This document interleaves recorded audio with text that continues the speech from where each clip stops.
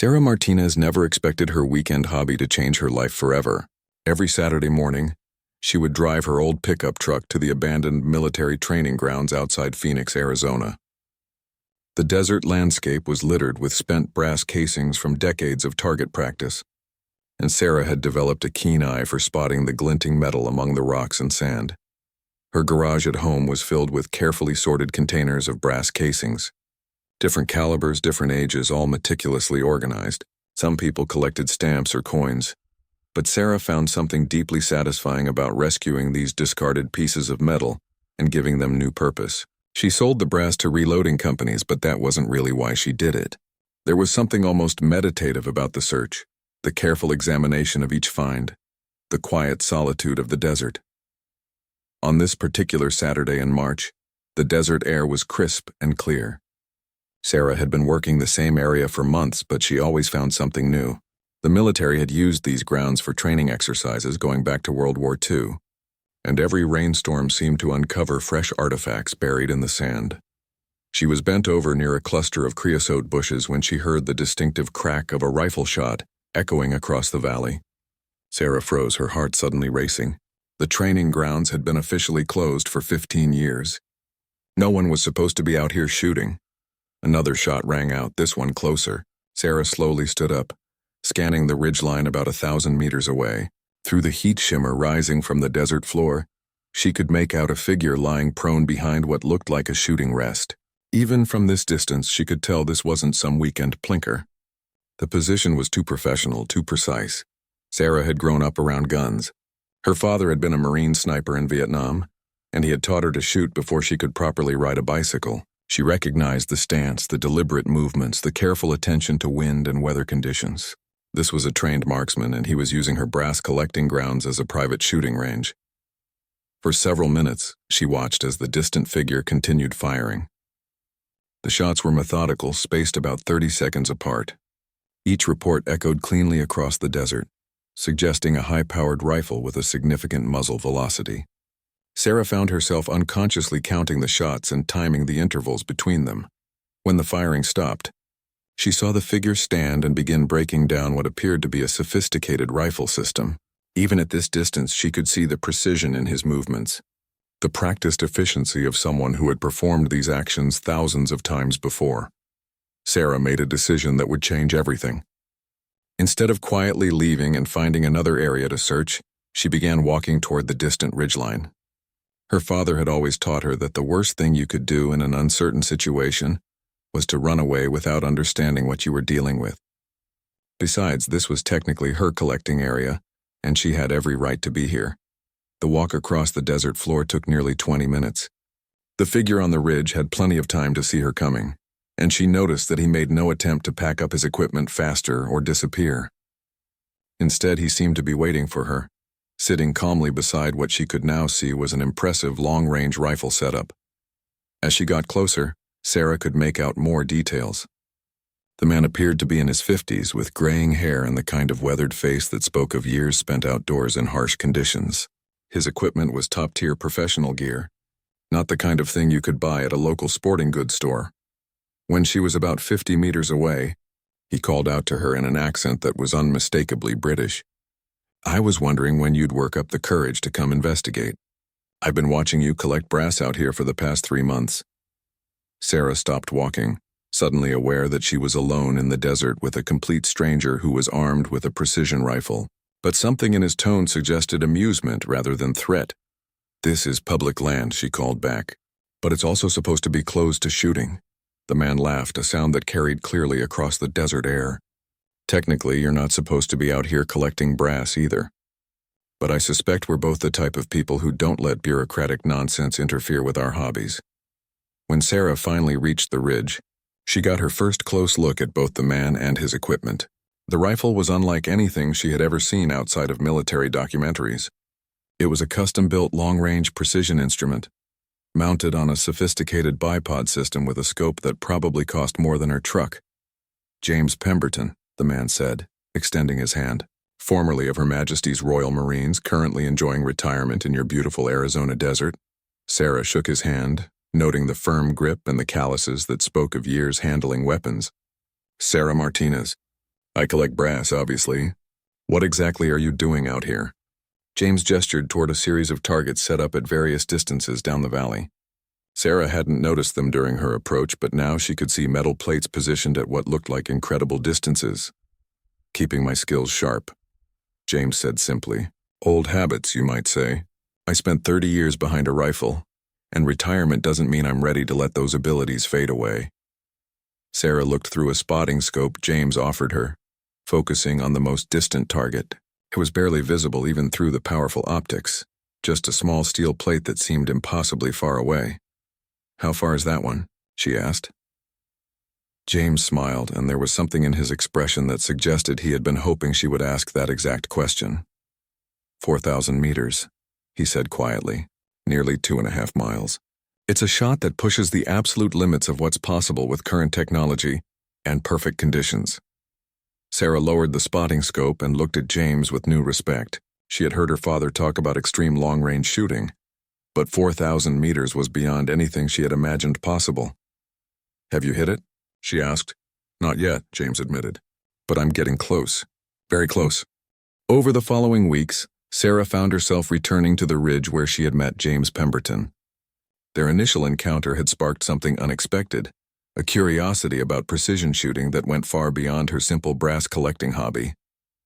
James seemed genuinely pleased to have company during his practice sessions, and Sarah discovered that he was an excellent teacher. Your father taught you well, James observed one morning as he watched Sarah handle his rifle. She had demonstrated proper shooting fundamentals that impressed even his experienced eye. But there's a world of difference between standard marksmanship and extreme long-range precision shooting. James began explaining the complex mathematics involved in shots beyond normal ranges. Wind speed and direction at multiple points along the bullet's trajectory. Air density changes due to temperature and humidity. The Coriolis effect caused by the Earth's rotation. Bullet drop that measured in dozens of feet over extreme distances. At 4,000 meters, you're not just shooting a rifle, James explained as he adjusted his scope for the morning's conditions. You're conducting a scientific experiment with every single shot. The smallest variable you don't account for will result in a complete miss. Sarah watched through the spotting scope as James fired shot after shot at various targets throughout the valley. His closer targets at distances up to 2,000 meters, he hit with remarkable consistency. But the 4,000-meter target remained untouched, a stubborn reminder of the limits of human capability. The shot is theoretically possible, James said during one of their conversations. I've run the ballistics calculations hundreds of times. Under perfect conditions with perfect equipment and perfect execution, the bullet should reach that target with enough energy to register a hit. Sarah noticed that James spoke about this ultimate shot with something approaching obsession. It wasn't just a goal for him. It had become a personal challenge that seemed to define his entire retirement. Why that specific distance? Sarah asked one day as they were packing up equipment. James paused in his cleaning routine, considering his answer carefully. During my military career, I held the record for the longest confirmed kill shot in British military history. 1,800 meters in Afghanistan, during a Taliban assault on a forward operating base. For years, that was the pinnacle of what I thought was possible. He gestured toward the distant target that had become their shared obsession. But technology has advanced. Rifles are more accurate, scopes are more precise, ammunition is more consistent. The theoretical limits have expanded dramatically. 4,000 meters represents the absolute edge of what's currently possible for a human being to achieve. Sarah found herself becoming genuinely invested in James's quest. She began studying ballistics tables and weather patterns, learning to read wind indicators and atmospheric conditions. Her brass collecting became secondary to helping James document and analyze each shot attempt. You have natural talent for this, James told her after she had successfully spotted and called corrections for several of his shots. Your eye for detail, your patience, your ability to remain calm under pressure. These are the qualities that separate good shooters from exceptional ones. One morning in early May, Sarah arrived at the ridge to find James setting up an unusual amount of equipment. In addition to his normal rifle and spotting scope, he had weather monitoring instruments, a laptop computer running ballistics software, and what appeared to be military-grade range-finding equipment. Today feels different, James said without preamble. The atmospheric conditions are nearly perfect. Minimal wind, stable air density, excellent visibility. If I'm ever going to make this shot, today might be the day. Sarah took her position behind the spotting scope, focusing on the distant target. Through the powerful optics, she could see the small steel plate clearly, waiting silently for a bullet that had been traveling toward it for months. James spent nearly an hour preparing for the shot. He checked and rechecked his calculations, adjusted his scope settings multiple times, and monitored wind conditions at various points along the projected bullet path. Sarah had never seen him take such meticulous care with his preparation. Range, 4,000 meters exactly, James announced as he settled behind his rifle. Wind variable but manageable. Temperature and humidity within acceptable parameters. This is as good as conditions are likely to get. Sarah held her breath as James took his final sight picture. Through the spotting scope, she watched the distant target, knowing that it would take several seconds for a bullet to travel the full distance even if James fired immediately. The shot, when it came, was almost anticlimactic. The rifle's report echoed across the valley, and Sarah watched through her scope as dust kicked up about 10 meters to the left of the target. Close, James said quietly. Closer than I've ever been. Maybe 3 meters off at most. But instead of disappointment, Sarah heard something else in his voice. A new determination, mixed with what sounded almost like relief. I know exactly what went wrong, James continued, already beginning to adjust his scope settings. The wind calculation for the middle section of the trajectory was slightly off. I can correct for that. Sarah lowered her spotting scope and looked at James with concern. The near miss seemed to have energized him rather than discouraged him, and she was beginning to understand just how important this shot had become to him. James, she said carefully, what happens after you make this shot? What comes next? James paused in his adjustments and met her eyes. For a moment his expression was unguarded, and Sarah saw something that surprised her. Behind the confidence and expertise was a man who wasn't entirely sure what would give his life meaning once this challenge was complete. I honestly don't know, he admitted. This shot has become everything to me. It's the reason I get up every morning. The thing that gives structure to my days. I suppose I'll have to figure out what comes after. That evening, as they packed up equipment in the fading desert light, James made an unexpected proposal. Sarah, I have a proposition for you. You've become an integral part of this project, and your skills as a spotter are excellent. Would you consider making this shot yourself? Sarah looked at him in surprise. James, I'm not a sniper. I don't have anywhere near your experience or training. Experience can be taught, James replied. Natural ability cannot, and you have more natural ability than most trained military marksmen I've worked with. Besides, perhaps it's time for someone new to push the boundaries of what's possible. Sarah stared out at the distant target, barely visible in the gathering dusk. The idea was both terrifying and exhilarating. Could she actually attempt something that had challenged one of the world's most experienced snipers? Give me some time to think about it, she said finally. James nodded. Take all the time you need. But remember, the perfect conditions we had today don't come along very often. If you're going to attempt this, we shouldn't wait too long. Sarah spent 3 sleepless nights thinking about James's proposal. The idea of attempting the 4,000-meter shot was simultaneously thrilling and terrifying. She found herself walking through her house at night, unable to shake the image of that distant target waiting in the desert. On Wednesday morning, she called in sick to work and drove out to the ridge. James was already there, as she somehow knew he would be, methodically practicing shots at closer ranges. When he saw her approaching, he set down his rifle and waited. I'll do it, Sarah said without preamble, but I want to understand exactly what I'm getting myself into. No shortcuts, no assumptions. If I'm going to attempt this shot, I want to earn it properly. James's face broke into the first genuine smile Sarah had seen from him. I was hoping you'd say that. And you're absolutely right about earning it. What I'm proposing isn't just about pulling a trigger. It's about understanding every single variable that affects a bullet's flight over that distance. What followed was the most intensive learning experience of Sarah's life. James had been an instructor for military snipers, and he brought all of that expertise to bear on Sarah's training.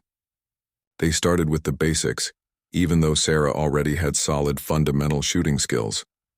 Forget everything you think you know about shooting, James said on their first formal training session. At extreme ranges, tiny imperfections in technique become massive errors. We're going to rebuild your shooting foundation from the ground up. Sarah learned about natural point of aim, the importance of consistent cheek weld, and proper breathing techniques for long-range shooting. James taught her to fire during her natural respiratory pause, when her body was most stable and her heartbeat had the least effect on the rifle. Your heartbeat creates movement, James explained as Sarah practiced dry firing exercises. At normal shooting distances, this movement is negligible. At 4,000 meters, it can cause misses measured in meters. They spent hours working on position consistency. Sarah learned to build the same shooting position every single time, with her body aligned identically behind the rifle. James taught her to use reference points on her equipment to ensure that her eye was always positioned at exactly the same distance. From the scope, the mathematics of extreme, long-range shooting proved more complex than Sarah had imagined. James introduced her to ballistic coefficients, sectional density, and the importance of ammunition consistency. They weighed individual bullets to ensure uniform weight, and James taught Sarah to measure powder charges to within fractions of a grain. At these distances, ammunition consistency becomes critical, James explained as they prepared custom loads.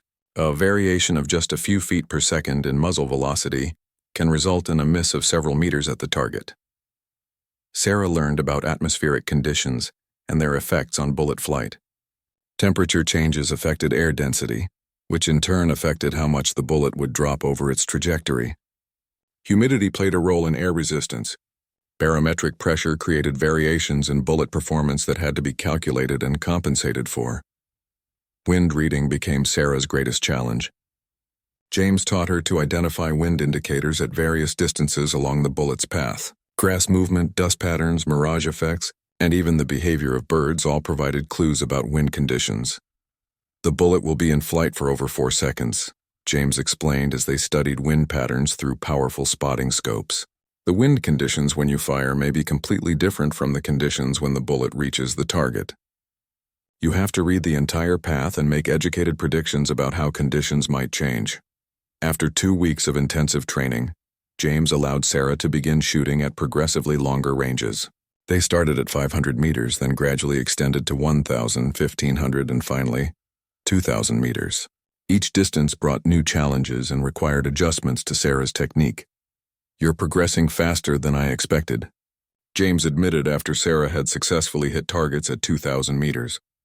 "Your natural shooting ability combined with your attention to detail is creating remarkable results." But the real test came when they moved to even longer ranges. At 2,500 meters, Sarah began to understand the true complexity of extreme long-range shooting. Variables that were manageable at shorter distances became dominant factors that could easily cause complete misses. "This is where most shooters hit their wall," James said as Sarah struggled with shots at 3,000 meters. "The mathematical precision required becomes almost overwhelming. Every tiny error is magnified exponentially." Sarah found herself becoming obsessed with perfection. She practiced her shooting position until she could assume it identically every time. She studied weather patterns and learned to predict atmospheric changes hours in advance. She developed an almost supernatural ability to read wind conditions across vast distances. "You're ready," James announced one morning in early June. "I've taught you everything I know about extreme long-range shooting. Your technical skills are excellent, your understanding of the science is comprehensive, and your natural ability is exceptional." Sarah looked out at the 4,000-meter target, which had become both a symbol of ultimate challenge and a source of constant anxiety. Over the past month, it had transformed from an impossible dream into a concrete goal that seemed achievable. "When?" she asked simply. James checked his weather monitoring equipment and consulted several forecasting websites on his laptop. "The weather pattern looks ideal for this weekend.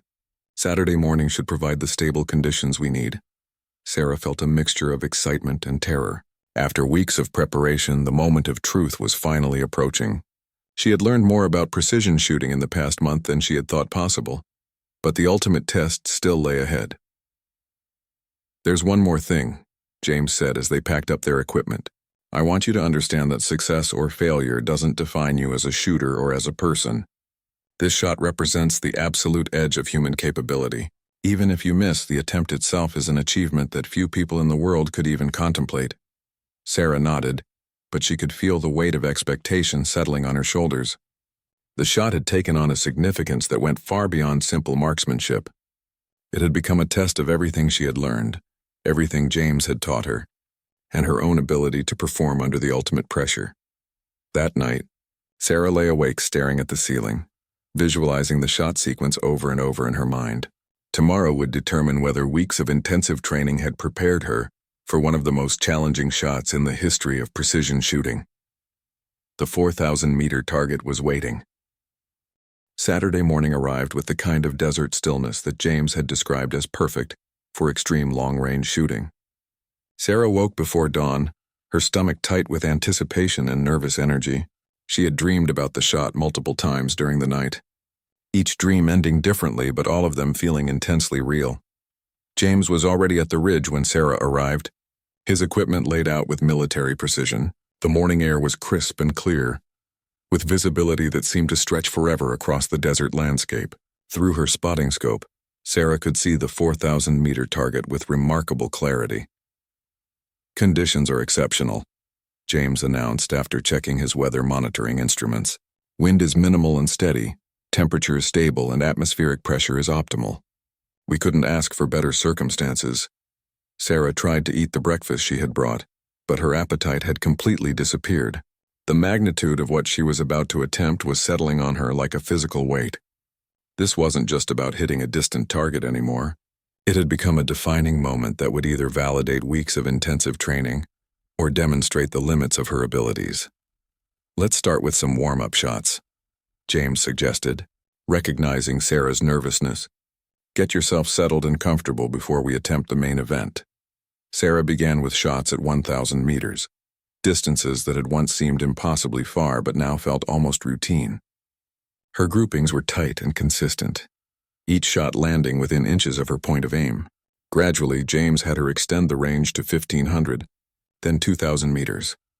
"Your fundamentals are solid," James observed as Sarah consistently hit targets at ranges that would challenge most experienced marksmen. "Your position is perfect, your breathing is controlled, and your trigger technique is flawless."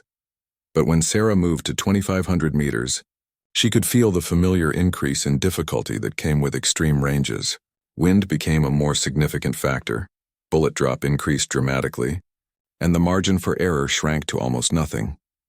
"Remember," James coached as Sarah prepared for a shot at 3,000 meters, "at these distances, patience becomes your most important tool.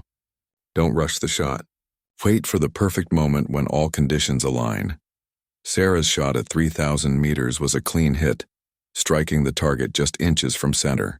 The success boosted her confidence, but she knew that the additional 1,000 meters to the ultimate target would present challenges that were exponentially more difficult. "It's time," James said quietly, checking his watch and weather instruments one final time. "Conditions are as perfect as they're likely to get, and your shooting is as precise as I've ever seen it."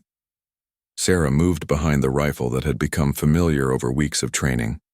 The custom weapon felt natural in her hands now, its weight and balance as familiar as her own heartbeat. She began the methodical process of preparing for the most important shot of her life. First came the range calculation, verified multiple times using different methods. 4,000 meters exactly, confirmed by laser rangefinder and verified against GPS coordinates. The target sat on a small rise that added complexity to the ballistic calculations, requiring adjustments for the slight upward angle. Wind reading came next, the most critical and unpredictable variable in the equation. Sarah studied grass movement, dust patterns, and heat mirage at multiple points along the bullet's projected path. The wind was relatively calm, but she could detect subtle variations that would affect the bullet during its 4+ seconds of flight time. "Wind is 3 to 5 miles per hour from the southwest," Sarah announced, her voice steadier than she felt. "Consistent along most of the path with a slight increase in the middle section." James verified her wind reading through his own spotting scope and nodded agreement. "I concur. Your windage calculation should account for approximately 18 inches of drift at the target." Sarah input all variables into the ballistic computer, double-checking every calculation. Bullet weight, muzzle velocity, ballistic coefficient, atmospheric conditions, range, angle, and wind all had to be precisely calculated and translated into scope adjustments.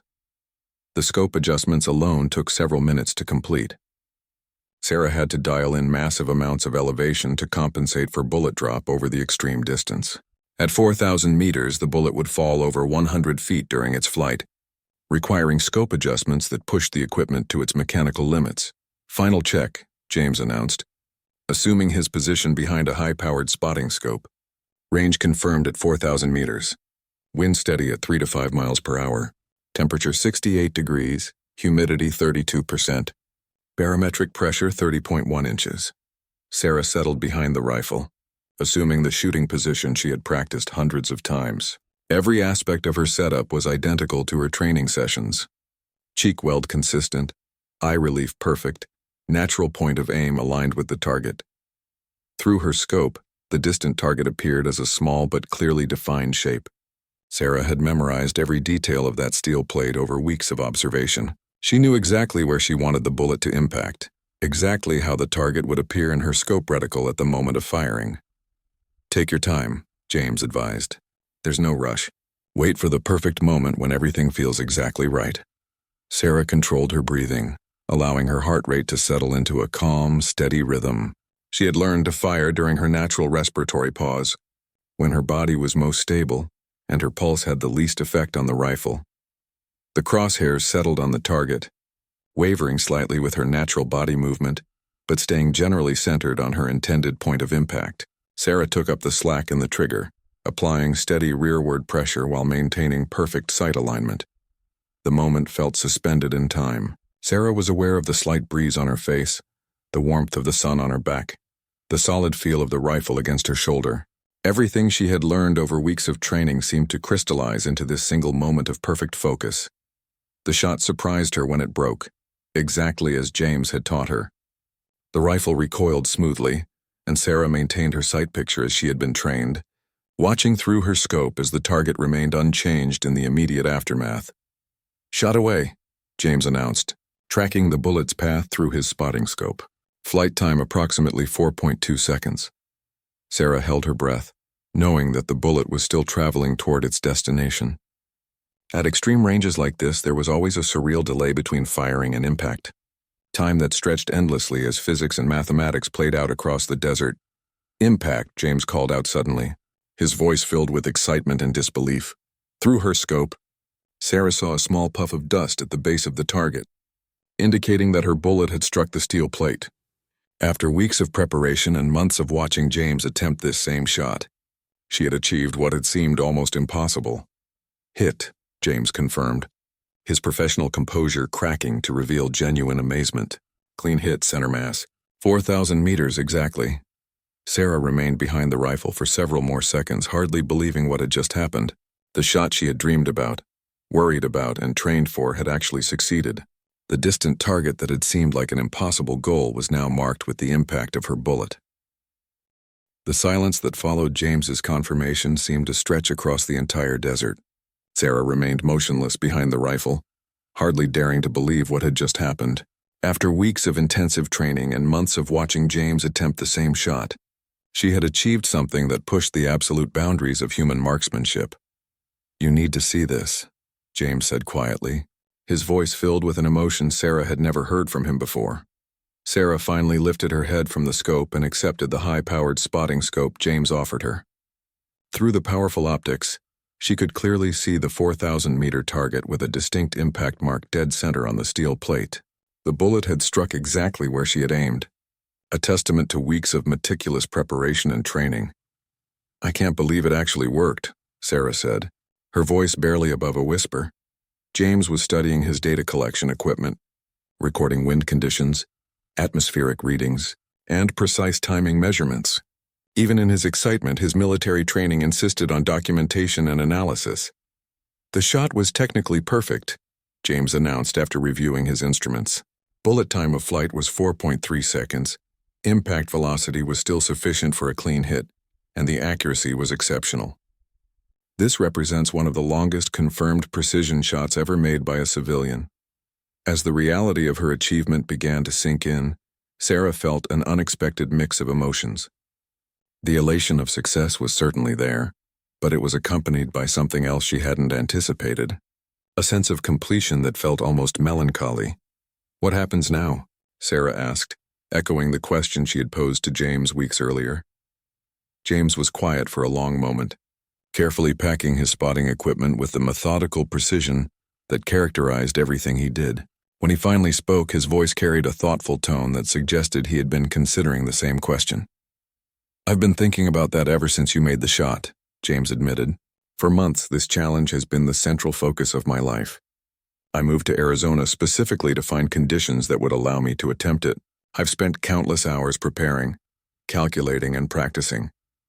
He gestured toward the distant target that had dominated both of their lives for the past several weeks. "But watching you succeed where I hadn't been able to has taught me something important. The real value wasn't in making the shot itself. It was in the process of pushing boundaries, in the learning and growth that came from attempting something at the edge of possibility." Sarah found herself nodding in understanding. Her own journey from casual brass collector to precision marksman had been about much more than simply hitting a distant target. It had been about discovering capabilities she never knew she possessed and pushing herself beyond what she had thought possible. "There's something else," James continued, and Sarah detected a hint of excitement returning to his voice. "This shot, as impressive as it is, represents current technology and current understanding. But technology continues to advance. Rifle accuracy improves, optics become more precise, ammunition becomes more consistent." James pulled out his laptop and showed Sarah ballistic calculations he had been working on. With next-generation equipment and perfect conditions, shots at 5,000 meters might be theoretically possible. Maybe even further. Sarah studied the complex mathematical projections on the screen. The numbers represented challenges that would make their 4,000-meter achievement seem simple by comparison. Wind effects would be even more critical. Atmospheric variables would have greater impact, and the margin for error would shrink to almost nothing. "Are you suggesting we should attempt longer ranges?" Sarah asked. "I'm suggesting that we've proven something important," James replied. "We've demonstrated that with proper preparation, training, and conditions, human beings can achieve shots that most people would consider impossible. But more importantly, we've created a partnership that combines your natural ability with my experience and training." James closed the laptop and looked directly at Sarah. "I have a proposal. Instead of treating this as the end of a project, what if we considered it the beginning? There are precision shooting competitions around the world, military and law enforcement training programs that could benefit from our combined expertise, and research opportunities that could advance the science of long-range marksmanship." Sarah felt a surge of excitement at the possibilities James was describing. The past weeks had been the most challenging and rewarding of her life. The idea of continuing to push boundaries and explore the limits of precision shooting was incredibly appealing. "What exactly are you proposing?" Sarah asked. "A partnership," James said simply. "You have natural talent that can't be taught, and I have experience and knowledge that takes decades to develop. Together, we could accomplish things that neither of us could achieve alone." James outlined his vision for their potential collaboration. They could establish a training facility for extreme long-range shooting, conduct research into advanced techniques and equipment, and potentially set new records for precision marksmanship. The 4,000-meter shot would be just the beginning of their exploration into the limits of human capability. "There's also the practical consideration," James added with a slight smile. "I suspect your brass collecting hobby is about to become much more expensive. The ammunition we use for extreme long-range shooting costs significantly more than the brass casings you've been finding in the desert." Sarah laughed, realizing that her original hobby had led her into something far more complex and engaging than she could have imagined.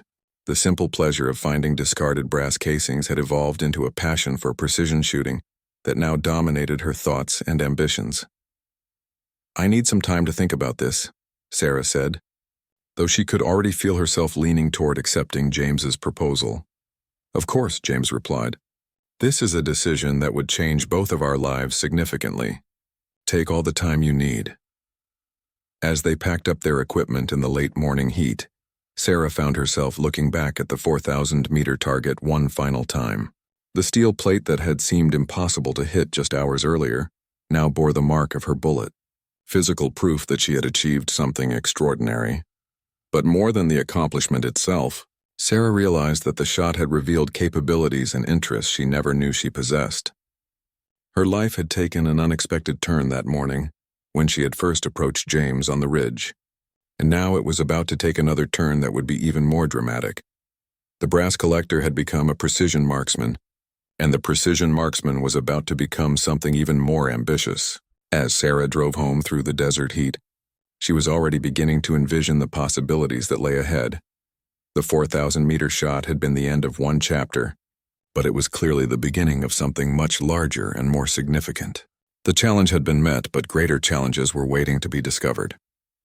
6 months after the 4,000-meter shot that changed everything, Sarah Martinez stood on a completely different ridge, this one overlooking a professional training facility that she and James Pemberton had established together. The Arizona desert stretched endlessly in all directions, but now it was marked with targets at precisely measured distances, extending out to nearly 6,000 meters. The success of their initial achievement had attracted attention from unexpected sources. Military training programs wanted to understand their techniques.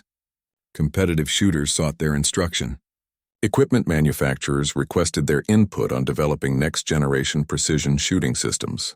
What had started as a chance encounter between a brass collector and a retired sniper had evolved into a legitimate business that pushed the boundaries of long-range marksmanship. "Our first class of students arrives next week," James announced as he joined Sarah on the observation platform they had constructed. 12 military snipers from 3 different countries, all wanting to learn extreme long-range techniques. Sarah nodded, still sometimes amazed by how dramatically her life had changed. The woman who had once spent weekends collecting brass casings was now recognized as one of the world's leading experts in extreme precision shooting. Her successful 4,000-meter shot had been documented and verified, establishing her as the holder of several unofficial records for civilian long-range marksmanship. "Have you decided about the exhibition next month?" James asked, referring to an invitation they had received to demonstrate their techniques at an international precision shooting symposium. "I think we should do it," Sarah replied, "but I want to attempt something that's never been done before. Something that will really demonstrate the potential of current technology and training methods." James raised an eyebrow. They had been discussing the theoretical possibility of shots beyond 5,000 meters, but the technical challenges were enormous. At such distances, even minor variables became major factors that could easily cause complete misses. "What range were you thinking?" James asked, though his expression suggested he already suspected her answer. 5,500 meters, Sarah said quietly. "It's at the absolute edge of what our ballistic models suggest might be possible under perfect conditions." James was quiet for several minutes, mentally calculating the challenges such a shot would present. The bullet would be in flight for nearly 6 seconds, during which time wind conditions could change dramatically. The required elevation adjustment would push their equipment beyond its intended limits. The margin for error would be measured in fractions of an inch at the firing position. It would require months of preparation, James said finally. "We'd need to develop new ammunition specifically for that range, modify our rifle systems, and find atmospheric conditions that are absolutely perfect." "I know," Sarah replied. "But isn't that exactly what we're supposed to be doing? Pushing the boundaries of what's possible?" Their conversation was interrupted by the arrival of a delivery truck, bringing new equipment they had ordered for their training facility. As they signed for packages containing state-of-the-art optics and precision measurement instruments, Sarah reflected on how far she had come from her simple brass collecting hobby. "You know what's interesting?" Sarah said as they carried the new equipment toward their workshop. "I still collect brass, but now it's brass from shots that are making history instead of brass that's been lying in the desert for decades." James laughed, understanding exactly what she meant. Their training facility generated brass casings from some of the most precise shots ever attempted. Each casing represented a data point in their ongoing research into the limits of human marksmanship capability. "I've been thinking about your proposal for the 5,500-meter shot," James said as they unpacked the new equipment. "If we're going to attempt it, we should document everything meticulously. Not just for verification purposes, but to advance the science of extreme long-range shooting." Sarah nodded enthusiastically. Their 4,000-meter success had been well documented, but a shot at 5,500 meters would require even more comprehensive data collection. They would need to monitor atmospheric conditions continuously, document every aspect of their preparation, and provide video evidence of the attempt. "There's something else to consider," James continued. If you successfully make a shot at that range, it would establish a new benchmark that might stand for years. It would represent the absolute pinnacle of current human marksmanship capability.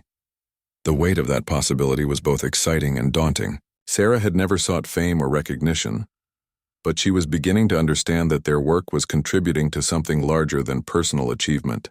They were expanding the boundaries of human capability and advancing techniques that had practical applications for military and law enforcement personnel around the world.